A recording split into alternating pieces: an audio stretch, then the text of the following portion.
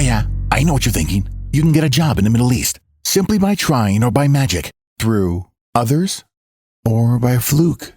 Remember that competition is everywhere. Some here, some there, but bam! Loy Macedo is the best.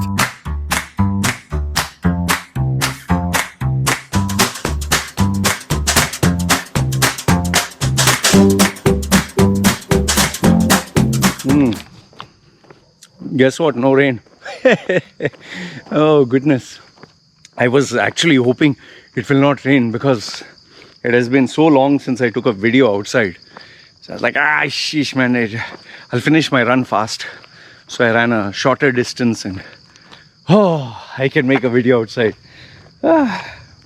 Feels nice, feels nice when you can walk outside and do the videos. I kind of like the variety now. Anyway, back to our topics. This one was, I think, this was in relation to the UAE news that, Sheikh Mohammed, he always has this announcement. First woman to the moon, and we are going to be the this and that, and we are going to be the safest country for women. We are going to be the most happiest country for working class people, the highest salary. So if you have been following UAE media for some time, you know for a fact they'll always try to put positive news. Highest number of visitors in Expo 2020. But they'll never tell you the real story, that free passes and companies are forcing their employees, go, like it's a holiday, go. Schools are saying, no, we must go there, and they'll not tell you the underlying story. Anyway, now comes to the retirement news, that UAE is offering retirement visas. Now, keep in mind, this is not something new. This has been there for some time. The reason why they're announcing this is, in case you forgot, they want to remind you, say, listen, in case you forgot, this is a good place to retire, man. Don't go anywhere else. So now the question that some of you asked is UAE a good place to retire? That's a big question. And there are people who are, in my comment section, because majority are Indians. So you have these Indians who say, who the fuck would want to stay in UAE? Ha, who wants to die there? But you'll be shocked and surprised to know there are many Indians who choose to retire in UAE. Who are these Indians and why would they choose? Is obvious question, right? Who are these people, expats, and why in the world would they choose? Now I'll give you the answer to this. Now, without a doubt, UAE is an expensive place. Okay, UAE is not cheap by any stretch of the imagination. If you want proof, just take a taxi. Just take a taxi for a few kilometers. You'll come to know how cheap UAE is. In fact, yes, you can live cheap. That it's not that you cannot live cheap. I know people who are living on $1,000 or less than that per month. You can live cheap. Okay. However, if you want to live a good life, you cannot. Why do you think I left UAE? I left UAE because I realized I'll be running a rat race. Earning more, spending more. Earning more, spending more. So, what's the use of me earning so much and spending so much to survive? So that's why I decided, okay, I'm anyway earning online. I will spend I'll spend where it is cheaper, then spend more. Like, in my other videos, I've told you, rent. Rent is one of the biggest killers in UAE. Okay, where people spend from 40 to almost 60% of their earnings, of their salary, only on rent. Okay. To give you an idea, I was staying in Sharjah, which is supposed to be cheaper than Dubai, but I was spending 45,000 dirhams. That's roughly I think $15,000 roughly, $15,000, say 12,000 or 13,000 US dollars to live in a one-bedroom apartment in Sharjah. Here in Samui, I am spending, so there I was spending 45,000 dirhams. Here right now I'm spending, I think 10,000 dirhams, say roughly 10. And I have a, it's like a two-bedroom villa. And it's, I have a private space. Okay. Even though there are joint houses, there's nobody there. Okay, so it's a beautiful place. And there in UAE, where water, electricity is so bloody expensive, here it's hardly, like there in Dubai, it's 200 dirhams or 300 dirhams a month. Here I'm paying 10 dirhams a month, or less than that, I think. Where food, the cheapest where you'll spend there in Dubai, so I got cheapest in Dubai, let's say you go to a cheap joint, a greasy spoon diner, there you'll spend 10 dirhams. Here I can eat in 1 or 2 dirhams. Okay, I'm just going cheapest. Not practical, but if you have to survive. So that's what it is.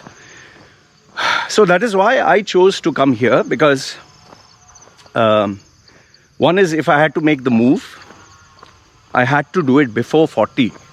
Because after 40, it becomes challenging, it becomes hard. That's the same reason why people after 40, if they migrate abroad, they'll be relegated to a permanent lower position. You can never migrate to a new country as an older citizen, as an older expat, and expect a very high position, That doesn't happen because you don't have local experience. Anyway, so now UAE, if you have to leave, you have to leave before 40. Okay. Or if you choose to leave after 40, it's going to be hard. So that is why many people, if they leave after 40, it's either permanent or they choose to retire there. Now, once again, coming to the question, why would someone want to retire in UAE? The main reason which I found out, and this is after speaking to many of my clients, I have clients who are, you would say, high income earners. Some of them are really high income earners. Some of them have real good profiles. Now, just imagine that you have earned, let's say you have savings of $1 million. Okay? Roughly, let's say you have $1 million. Now, if you are an Indian and after staying in Dubai for all these years, you suddenly decide to migrate back to India with your $1 million, the Indian government, the taxing department, all these people will come running to you. Welcome back. So, you being an Indian passport holder, how much did you contribute to the country? And they would want a slice of the pie. The 30 years or 40 years that you worked abroad and saved money, they would want a piece of this. You can't get away without, giving a part of your income, which you have made. Why? Because you're a citizen, you have to pay taxes. Now just imagine if you have 1 million and someone tells you, welcome back, but you have to pay, let's say, I'm giving a rough figure, $300,000 out of $1 million. Give me $300,000 because you have come back. Do you seriously think anyone wants to part with that kind of money? If it is me, I don't know about you. If it is me, I'll be like, fuck, hell no, man. Okay? So that is why so many people, they choose, okay, if I have to spend this kind of money on taxes, I might as well, divide this amount and pay in terms of getting a visa or, I'll pay money, get a visa and I'll stay here. Or I'll keep it in the bank and I'll get a investor visa or something like that. People with money, people with money are very intelligent. And this is what I have learned over the years of speaking. They calculate all their options and they try to see every possible way to spend less money on taxes. Elon Musk, Jeff Bezos, we always focus on these guys. I mean, they hardly pay any tax. The reason being is they use the loopholes of the system not to pay tax, So they'll buy, I don't know the American law, they might buy a house or property or invest in shares or insurance or something or another. So they don't have to pay money. They don't have to just give taxes. But it is the normal day-to-day people, the normal income earners, who don't have access to this kind of information and who don't know how to save their money, that they pay taxes. I'll give you one example. I spoke to this Indian guy. He was the first ever Indian guy who I came to know in UAE, who works in Israel. First ever Indian guy. I didn't know many until then. And this guy is earning boatloads of money. Obviously, I can't share confidential information. But if I tell you the amount of money he's making per month, you'll be like, "Oh, you're bluffing." He's earning so much money. I personally could not believe that he earned so much money until he kind of showed me what are his businesses. Man, the guy is minting money. He is so rich. He's so rich that if he chooses to stop working, let's say for example, he chooses to stop working at 40 and he lives my kind of life, he can live it for another, I think, 200, 300 years. That much money he has. And he can live comfortably. He can have a swimming pool. He can have 2-3 girlfriends, provided he doesn't blow money on casinos and all that. It's like, I'm sure you're curious, it's around 2 million a month. Okay? $2 million, just let that sink in. Now, someone earning that kind of money, okay, you think he wants to pay taxes? When staying in Dubai, he doesn't have to pay any taxes. And such people, what they do is they keep different bank accounts in different places, and they're very smart with their money, man. So, see, and another thing, if you go back to your home country, what are you going to do there? You'll have some memories, you'll have some friends, you'll have some relatives.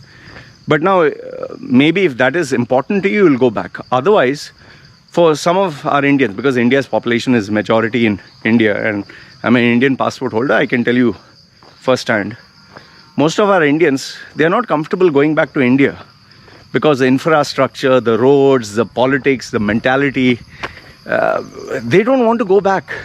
I'm not saying India is a bad place, but once you experience living abroad, most of them don't want to go back. Which is why, when anyone tells me, "Oh, Loy, Sundar Pichai is Indian. Oh, what? Satya Nadella is Indian." Man, they have forsaken their Indian passport to take an American passport. They stay in US. They identify themselves as American citizens. What are you talking? It's like I divorced a woman and I'm married to a new one, and you're still identifying that as my wife. Come on, man. It's very obvious. They chose, they chose that life because there are a lot of perks and benefits there. I'm not saying there is nobody in India who is enjoying this, but you know what I mean. So now, the perks of retiring in UAE, one is the tax-free environment. Second one, you don't have to disclose the amount of money that you have. Third one is, the money that you're paying for tax. You can take your own visa. There are so many ways, man, so many loopholes. And you can stay comfortably there, yeah. And if you're smart with how you spend money, you can live a decent life in UAE. It's only people who don't have much money, who obviously have maybe property back home or, for them. I'm not saying there are no millionaires who have gone back, but I doubt there are very many. I really doubt. And why I'm saying this is because I've spoken to quite a number of Indians with lots of money, which is not accounted for. Some of the people I've spoken to, if you look at them, you'll be like, hey, this guy must be a cleaner. He must be a guy who does the garden, or he must be a, like one of the clients who I speak to, he doesn't have a car. Okay, this is my VIP client. Huh? He doesn't have a car. He has an old Dell laptop. He walks with his dog, and people in that area actually think he's a dog walker. I'm not, not joking. He has beard. He doesn't, like put gel and all that. Simple hair, and he goes walking like this, and you'll think he's a beggar. You'll think he's like, he wears a shirt, ordinary t-shirt and shorts, and people think he's a dog walker. The guy has so much money. I was like, oh my God. And when I have these conversations with these guys and find out what ventures they are doing and how much money they are making, I'm like, fucking hell, man. Just imagine, I know of an Indian who actually has a weed, that smoking cannabis. He has investments in weed farm and all that. I was like, are you fucking kidding me? And that guy, if you look at him, you'll think he's some ordinary, roadside chap or something. So bottom line, what I want to tell you is, look, you might feel it funny, like, who the hell wants to stay in UAE? Ha ha ha. The reason why we think like that or assume that is because people don't reveal the truth. Nobody wants to reveal how much money they have. Nobody wants to tell you what are their investments. Nobody wants to share because nobody wants to be taxed. See, if you have millions of dollars, you don't go around telling people about it, because then you'll be the target. So many people will identify you. So many people will want to corner you. So many questions will be asked. So people act ordinary like this, and people think, he's poor. Fuck him. Who the hell wants to even deal with him? The amount of money these people have. And how I know this, I talk to these clients. These guys pay me for my time. They don't have to bullshit with me. They don't. It's unbelievable, man. Unbelievable. The amount of money. They say, this money laundering, this black money. Oh, it's a big fucking business, man. It's a big fucking business. It's just that people don't talk about it. I can talk about it because I have this YouTube channel. I can talk. You think anybody else will want to say, I am into money laundering. Oh, I have a lot of money that is not accounted for. Oh, I have millions kept in these banks. Oh, am I avoiding taxes?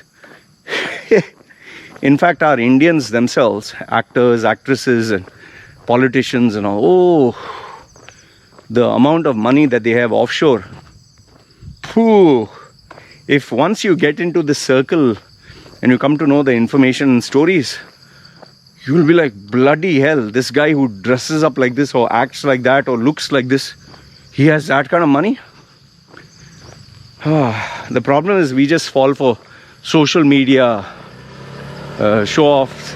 People who show off on social media, show their Lamborghini and rented Lamborghini and car and all that, and we think, oh, they are rich. The real rich people, I speak to some of them. Very big. Anyway, that is why maybe now Narendra Modi, his government is wanting to zero down on cryptocurrencies and ban it because they're, this is what I found out. The highest number of cryptocurrency or Bitcoin investors, the highest is Indians. I was like, oh shit, well, I didn't know that. Imagine the amount of unaccounted money floating around. You can literally crash the fucking economy if you remove all of it. Anyway, this is what I wanted to share with you. Let me know your thoughts. You think I'm right or wrong? Feel free. I tell you from real life experience, not from what I read anywhere. Actual people. Okay? You guys take care. Me signing off. Ciao.